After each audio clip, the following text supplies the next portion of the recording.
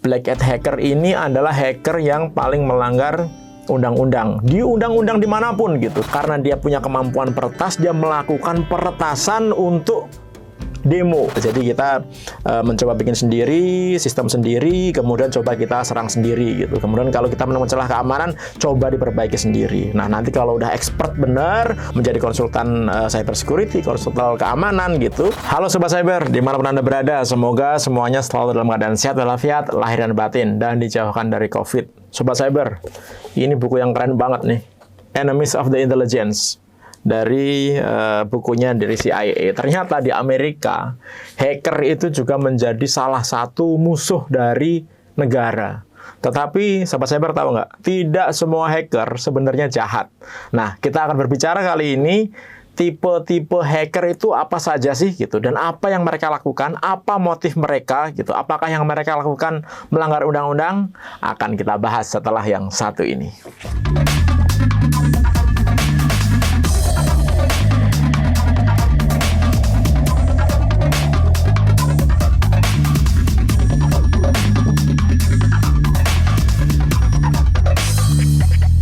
Sobat Cyber, hacker atau dalam bahasa Indonesia sering disebut peretas, itu adalah orang atau sekelompok orang yang dengan keahliannya dia bisa menemukan celah-celah keamanan dalam satu sistem orang lain gitu, atau sistem organisasi lain atau sistem negara lain begitu.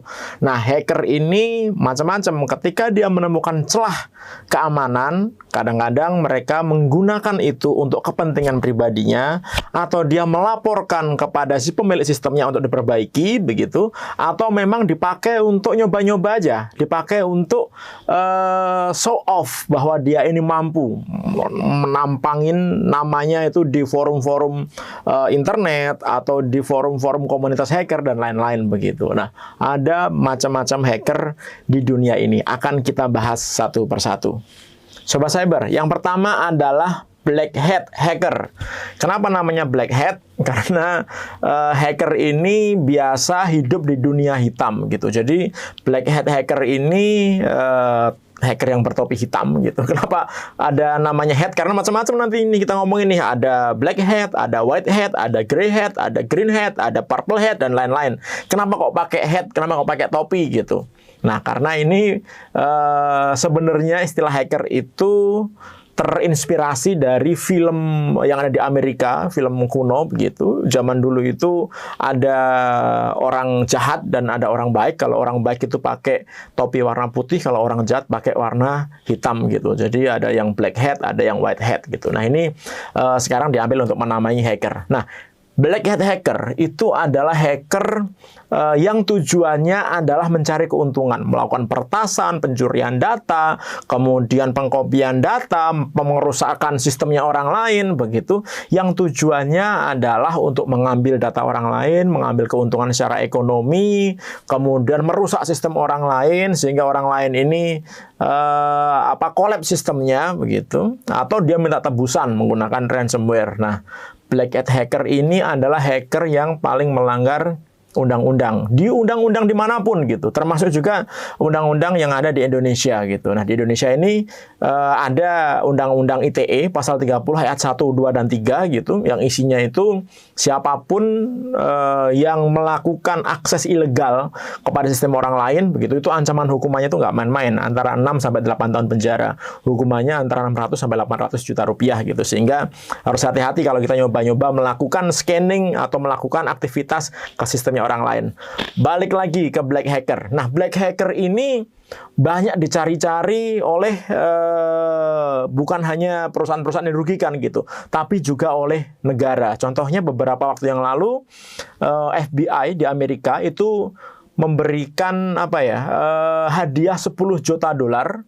Jadi ini 10 juta dolar nih, berarti sekitar berapa itu? 140 miliar ya. Bagi siapapun yang bisa memberikan informasi tentang grup ransomware yang berhasil meretas hampir 400 lebih sistem yang ada di pemerintahan dan swasta yang ada di Amerika. Bayangkan, untuk ngasih infonya saja, itu hadiahnya 10 juta dolar gitu. Karena saking susahnya hacker ini dicari. Nah, Black hat ini biasanya mereka bisa bekerja sendiri atau mereka bekerja secara berkelompok begitu, atau mereka menjadi hacker yang non-state. Non-state itu hacker yang levelnya cukup tinggi gitu, biasanya dikoordinasi oleh perusahaan besar atau bahkan oleh negara, tapi negara jarang sih yang melakukan kegiatan yang ilegal gitu, jarang ketahuan maksudnya. Nah, mereka akan melakukan aktivitas jahatnya gitu untuk kepentingan pribadi, untuk kepentingan kelompoknya, atau kepentingan yang membayarnya gitu. Oleh karena itu, black hat hacker ini memang adalah hacker yang biasanya kita sebut cracker gitu, selalu menjadi jahat. Yang kedua adalah white hacker. Apa ini white hacker? White hacker ini adalah orang yang memiliki kemampuan sama seperti black hacker gitu, tetapi white hat hacker ini dia menemukan celah keamanan untuk diperbaiki, untuk diberikan informasi tersebut kepada pemilik sistemnya gitu. Atau bahkan white hat hacker ini disewa atau di-hire sebagai konsultan keamanan gitu untuk menemukan celah-celah keamanan yang ada di sistem targetnya gitu. Nah, karena dia mengerjakan proses hackingnya secara legal, sehingga white hat hacker ini tidak melanggar hukum. Ada dasarnya sehingga dia mengerjakan proses peretasan tersebut yang fungsinya bukan untuk mengambil keuntungan, tapi untuk memberikan saran perbaikan terhadap sistem yang diretasnya gitu. Nah, white hacker ini cukup bagus kalau sobat cyber mau berkarir di bidang keamanan cyber, menjadi white hat hacker. Kemudian berikutnya, grey hat hacker. Apa ini grey hat hacker nih? Abu-abu gitu. Jadi grey hat hacker ini adalah hacker yang memiliki kemampuan yang cukup baik begitu, tetapi dia tidak berada di wilayah black hat atau di wilayah white hat gitu. Jadi dia abu-abu. Jadi kadang-kadang dia melakukan peretasan untuk kepentingan sendiri, untuk motif ekonomi, untuk pencurian. Tapi kadang-kadang hacker ini juga dimanfaatkan untuk melakukan perbaikan sistem.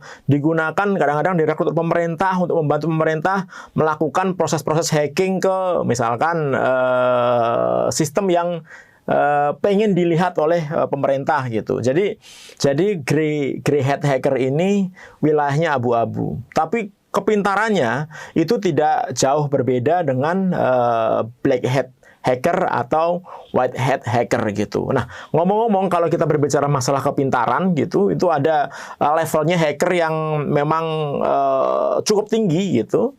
Biasanya kita menyebutnya adalah APT. Dia menggunakan sistem APT, Advanced Persistent Threat gitu, yaitu level hacking dengan menggunakan seluruh resource kombinasi baik secara technical, kemudian secara social engineering dan lain-lain gitu, sehingga tujuan peretasannya itu bisa tercapai gitu. Nah, biasanya kalau kita bermusuhan berbicara tentang grup hacker APT ini, kita akan berbicara tentang grup-grup hacker atau hacker-hacker yang levelnya memang level tinggi. Contohnya misalkan beberapa waktu yang lalu ada grup hacker Mustang Panda gitu yang berhasil melakukan peretasan ke 10 kementerian lembaga di Indonesia termasuk Badan Intelijen Negara.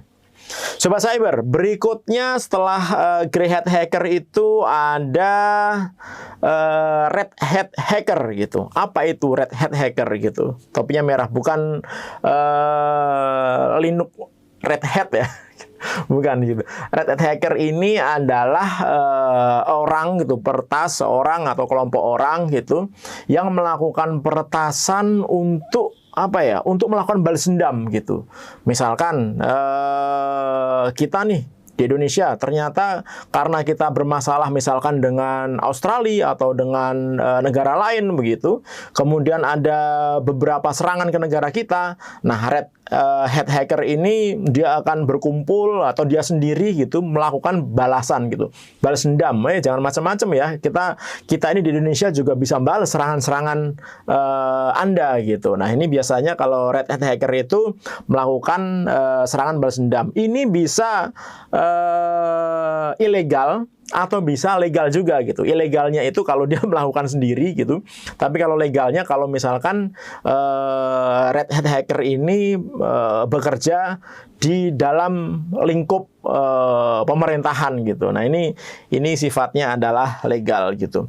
Kemudian berikutnya adalah state atau non sponsor state atau national state hacker gitu. National state hacker itu apa ya? Ini adalah hacker yang disponsori oleh negara gitu. Jadi hacker yang memang dibentuk gitu dari beberapa macam komunitas, berbagai macam orang, berbagai macam kemampuan begitu, direkrut oleh pemerintah yang fungsinya adalah membantu tugas-tugas pemerintah. Nah, kalau kita berbicara national state hacker ini biasanya mereka menjadi pasukan cyber gitu yang memang melakukan kegiatan-kegiatan legal untuk pemerintahan.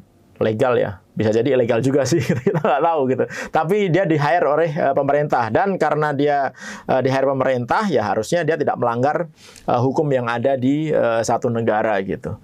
Nah, kalau kita berbicara state atau national state hacker ini, biasanya resource-nya hampir tidak terbatas gitu.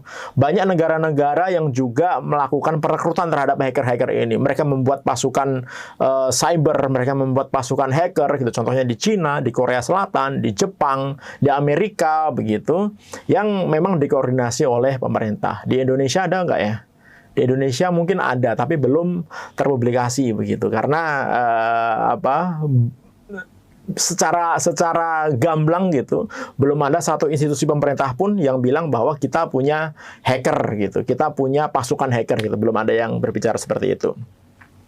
Selanjutnya, ketika kita berbicara masalah serangan gitu, sebenarnya ada juga insider threat. Insider threat itu hacker apa enggak ya? Insider threat itu adalah serangan yang dilakukan oleh orang dalam gitu. Serangan dilakukan orang dalam ini, dia bisa bertindak sebagai black hat hacker atau grey hat hacker gitu. Jadi karena dia di dalam, dia tahu sistemnya, kemudian dia melakukan peretasan dari dalam. Ingat ya, melakukan peretasan dari internal network gitu, dari dalam, itu jauh lebih mudah daripada melakukan peretasan dari luar begitu. Oleh karena itu harus hati-hati ketika kita memiliki orang-orang IT yang jago, yang hebat, tetapi tidak memiliki loyalitas terhadap organisasi, terhadap perusahaan, atau terhadap negara gitu. Karena dia bisa menyerang dari dalam. Susah ini ngatasinya kalau insider threat ini. Kemudian ada juga klasifikasi hacker ini diklasifikasikan junior hacker. Kenapa junior hacker? Karena dia baru belajar, baru coba-coba, pemula, dan lain-lain gitu. Yang pertama adalah script kiddies. Script kiddies itu adalah hacker, kalau kita ngomongnya newbie gitu, yang dia baru belajar peretasan, mereka baca di internet, lihat di YouTube bagaimana cara melakukan peretasan, kemudian mereka download tools hacking yang ada di internet, dan mencoba-coba melakukan peretasan. Nah, ini harus hati-hati nih script kiddies ini. Kenapa? Karena ketika orang tidak ngerti bagaimana harus menyembunyikan identitasnya di internet, dan dia melakukan penyerangan, dan ternyata terdeteksi, nggak main-main. Tadi udah saya sebutkan, ancaman hukumannya itu sampai 8 tahun penjara. Dendanya sampai 800 juta dengan alasan apapun gitu. Oleh karena itu, hati-hati bagi sobat cyber yang baru belajar script kiddies gitu, baru belajar melakukan hacking gitu. Bagaimana caranya supaya aman? Ya nanti boleh chat atau DM di media sosial kita. Nanti kita ajarin bagaimana cara menjadi hacker yang aman gitu. Nggak ngajari jahat ya, tapi ngajarin yang aman. Kemudian selain script kiddies, apalagi ada yang namanya green hat hacker gitu. Jadi green hat hacker ini adalah orang gitu, peretas gitu, atau sekumpulan orang yang mereka belajar hacker, baru belajar, mereka sudah punya pengalaman sedikit, sudah nyoba-nyoba sedikit begitu. Kemudian mereka berusaha melakukan serangan-serangan yang sederhana gitu, tools yang sederhana. Tapi jangan salah, kadang-kadang tools yang sederhana itu juga bisa mematikan gitu. Nah, green hat hacker ini mereka adalah hacker yang memang mulai berpengalaman gitu, mulai agak profesional gitu, dan mereka melakukan serangan-serangan yang tidak terlalu kompleks, tapi efeknya bisa membahayakan juga. Selanjutnya adalah blue hat hacker. Apa itu blue hat hacker? Blue hat hacker ini hampir sama dengan red hat gitu. Kalau red hat itu dia balas dendam gitu. Biasanya kalau blue hat hacker ini dia melakukan apa ya? Melakukan pertahanan gitu yang di hire oleh perusahaan atau di hire oleh pemerintahan gitu, atau dia memang melakukan sendiri kalau dia ternyata punya musuh hacker yang lain gitu. Dia akan melakukan proses-proses hacking gitu dengan cara bertahan gitu, walaupun kadang-kadang dia juga melakukan pembalasan gitu, balas dendam gitu. Kemudian selanjutnya beberapa tipe hacker yang lain ada hacktivist. Apa itu hacktivist? Hacktivist adalah hacker yang dia tujuannya apa ya, melakukan publikasi aspirasinya, kayak demo lah gitu. Jadi dia mau demo, tapi kalau demo di DPR, demo di Sudirman Tamrin, takut ditangkap sama polisi atau aparat penegak hukum karena dia punya kemampuan peretas, dia melakukan peretasan untuk demo gitu. Contohnya dulu ketika Telkomsel menaikkan harga paket data gitu, ternyata ada yang melakukan peretasan, melakukan deface, dan di situ dia tulis, jangan naikin paket data dong, emangnya semua orang kaya gitulah. Pokoknya intinya kayak gitulah gitu. Jadi dia menyampaikan aspirasinya dengan cara melakukan peretasan gitu. Motifnya apa ya? Motifnya dia untuk politik bisa, kemudian untuk sosial bisa, kemudian untuk hal-hal yang apa ya, menjadi aspirasinya yang ingin diungkapkan gitu. Kemudian ada lagi sosial media hacker gitu. Apa sosial media hacker? Sosial media hacker ini adalah hacker-hacker yang dia melakukan peretasan akun-akun media sosial. Jadi dia mencoba meretas Facebook, mencoba meretas akun Instagram, mencoba meretas akun Twitter, mencoba meretas email yang terkoneksi dengan akun media sosial begitu. Intinya adalah dia berusaha mencuri akun-akun ini untuk dimanfaatkan, misalkan dijual atau dimanfaatkan untuk publikasi postingan-postingan yang tidak seharusnya. Yang terakhir adalah purple hat hacker gitu. Ini menarik nih, purple hat hacker nih. Kenapa? Karena purple hat hacker ini adalah hacker yang dia berusaha meningkatkan kemampuannya tanpa melibatkan pihak lain gitu. Jadi dia tidak berusaha menyerang pihak lain, tidak mencoba ngetes sistemnya orang lain gitu. Jadi dia develop sistem sendiri, bikin server sendiri gitu, kemudian dites sama dia, dicoba lagi sama dia gitu. Kemudian jika ditemukan celah keamanan diperbaiki sama dia, kemudian dicoba dites lagi gitu, dan berulang-ulang sampai dia mengerti benar bagaimana proses peretasan yang paling maksimal gitu istilahnya gitu. Jadi purple hat hacker ini cukup bagus gitu, menguji kerentanan sendiri gitu tanpa mengganggu orang lain. Nah, sarankan Sobat Cyber masuk dalam golongan purple hat hacker ini gitu. Jadi kita mencoba bikin sendiri, sistem sendiri, kemudian coba kita serang sendiri gitu. Kemudian kalau kita menemukan celah keamanan, coba diperbaiki sendiri. Nah, nanti kalau udah expert benar, udah jago benar, silahkan berpindah ke white hat hacker gitu, menjadi konsultan cyber security, konsultan keamanan gitu. Selain kita bisa mengaspirasikan hobi kita, kesenangan kita, juga bisa dibayar mahal. Oke, Sobat Cyber, kemudian setelah kita berbicara jenis-jenis hacker, kita juga perlu mengetahui bahwa kita ini semua sebenarnya adalah calon target gitu. Kita adalah target dan calon target aja. Nggak ada tuh kita lolos tuh. Nggak peduli kita ini siapa, seolah-olah kita nggak punya musuh gitu. Nggak peduli. Karena hacker ini menyerangnya dia sporadis gitu. Dia yang penting menyerang misalkan blok IP Indonesia gitu. Di-scan semua sama dia gitu. Nah, kemudian ketika ditemukan celah keamanan, baru didalami satu persatu gitu. Oleh karena itu, kenapa kemarin banyak sekali situs kementerian lembaga kita yang berhasil diretas oleh hacker ini. Apakah mereka targeted? Menurut saya sih enggak ya gitu. Kebetulan sistemnya lemah gitu, akhirnya bisa diretas. Nah, kelemahan sistem ini harus diperbaiki.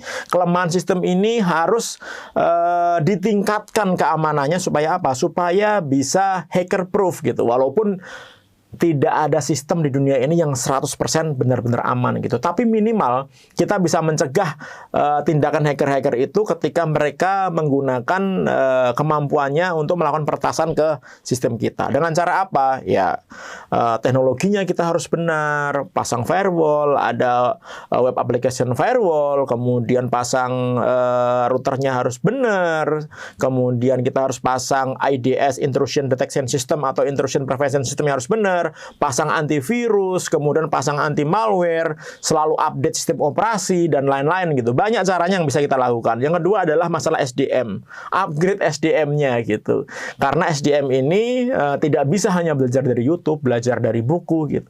Mereka harus belajar dari pakarnya dengan melakukan sertifikasi, sertifikat ethical hacker, kemudian digital forensik dan lain-lain begitu. Kemudian yang ketiga adalah policy gitu, kebijakan. Perusahaan, pemerintah, lembaga kementerian gitu harus membuat kebijakan yang bagus supaya apa? Supaya tata kelola gitu sistem IT yang ada di institusinya itu benar-benar bisa aman gitu. Yang terakhir adalah regulasi. Kita tahu bahwa di Indonesia ini kita punya undang-undang ITE yang sebenarnya juga masih perlu direvisi. Tapi kita perlu 2 tambahan undang-undang lagi. Yang pertama adalah undang-undang pelindungan data pribadi yang sampai saat ini masih deadlock gitu. Kemudian yang ketiga adalah undang-undang keamanan ketahanan cyber. Supaya apa? Supaya kita benar-benar bisa mengelola wilayah cyber ini menjadi lebih aman dan menjadi tempat yang nyaman bagi masyarakat Indonesia untuk beraktivitas, baik beraktivitas sosial ataupun beraktivitas secara ekonomi. Oke, Sobat Cyber, itu yang saya sampaikan. Terima kasih atas perhatiannya. Jika ada pertanyaan, silahkan tulis di kolom komen, apa aja boleh gitu. Kalau Sobat Cyber suka, tolong like, comment, share, dan subscribe bagi yang belum subscribe. Aktifkan tombol loncengnya, jangan lupa supaya bisa dapat duluan info-info terbaru dari Ruang Cyber. Terima kasih, sehat selalu, salam Cyber Indonesia.